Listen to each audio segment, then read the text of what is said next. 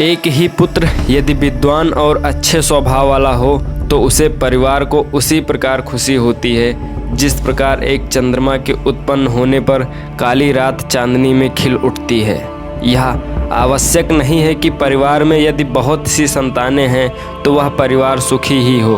अनेक संतानों के होने पर भी यदि उनमें कोई विद्वान और सदाचारी नहीं तो परिवार के सुखी होने का प्रश्न ही नहीं उठता। इसलिए चाणक्य कहते हैं कि बहुत से मूर्ख पुत्र और संतान की अपेक्षा एक ही विद्वान और सदाचारी पुत्र से परिवार को उसी प्रकार प्रसन्नता मिलती है जैसे चांद के निकलने पर उसके प्रकाश से काली रात जगमगा उठती है।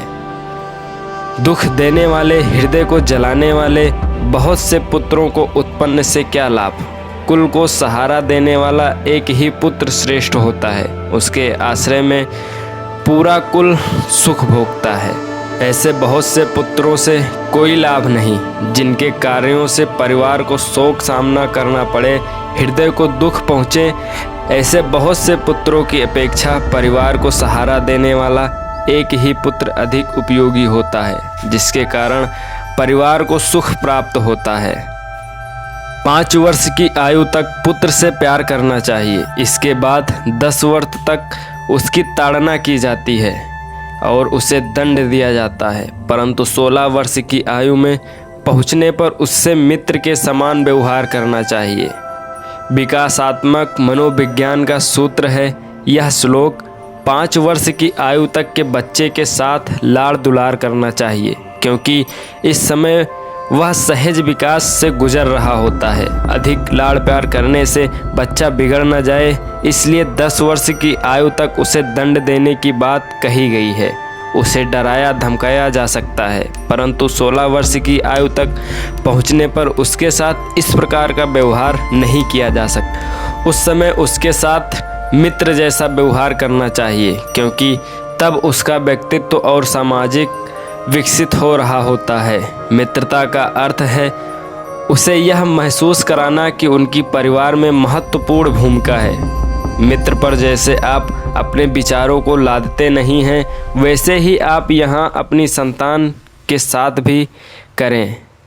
यहाँ भी समझाने बुझाने में तर्क और व्यवहारिता हो, ना ही अहम की भावना। प्राकृतिक आपत्तियाँ जैसे अधिक वर्षा होने और सूखा पड़ने अथवा दंगे फसाद आदि होने पर, महामारी के रूप में रोग फैलने, शत्रु के आक्रमण करने पर, भयंकर अकाल पड़ने पर और नीच लोगों का साथ होने पर जो व्यक्ति सब कुछ छोड़कर भाग जाता है वह मौत के मुंह में जाने से बच जाता है। भावार्थ यह है कि जहाँ दंगे फसाद हों उस जगह से व्यक्ति को दूर रहना चाहिए। यदि किसी शत्रु ने हमला कर दिया हो या फिर अकाल पड़ गया हो और दुष्ट लोग अधिक संपर्क में आ रहे हों तो व्यक्ति को वह स्थान छोड़ देना चाहिए। जो ऐसा नहीं करता वह मृत्यु का ग्रास बन जाता है। जिस व्यक्ति के पास धर्म, अर्थ, काम और मोक्ष आदि इन 4 पुरुषार्थों में से कोई भी पुरुषार्थ नहीं है वह बार बार मनुष्य योनि में जन्म लेकर केवल मरता ही रहता है। इसके अतिरिक्त उसे कोई लाभ नहीं होता। चाणक्य का भाव यह है कि व्यक्ति मनुष्य में आकर धर्म, अर्थ और काम के लिए पुरुषार्थ करता हुआ मोक्ष प्राप्त करने का प्रयत्न करे। मानव देह धारण करने का यही लाभ है।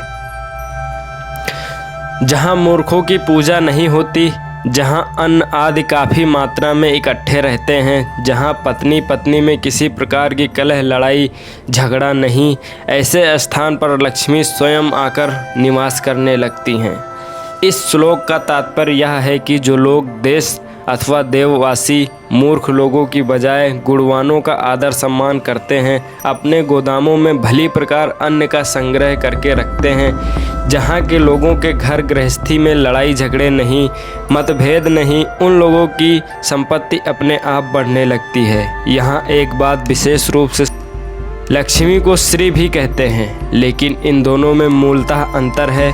आज जबकि प्रत्येक व्यक्ति लक्ष्मी का उपासक हो गया है और सोचता है कि समस्त सुख के साधन जुटाए जा सकते हैं, तो उसे इनमें फ़र्क समझना होगा। लक्ष्मी का एक नाम चंचला भी है। एक स्थान पर न रुकना इसका स्वभाव है। लेकिन जिस श्री की बात आचार्य चाणक्य ने की है वह बुद्धि की सखी हैं। बुद्धि की श्री के साथ गाढ़ी मित्रता है। यह दोनों एक दूसरे के बिना नहीं रह सकती। महर्षि व्यास ने भी श्री का महत्व भगवान के साथ जोड़ कर किया है। उनका कहना है कि जहाँ श्री हैं वहाँ भगवान को उपस्थित जानो।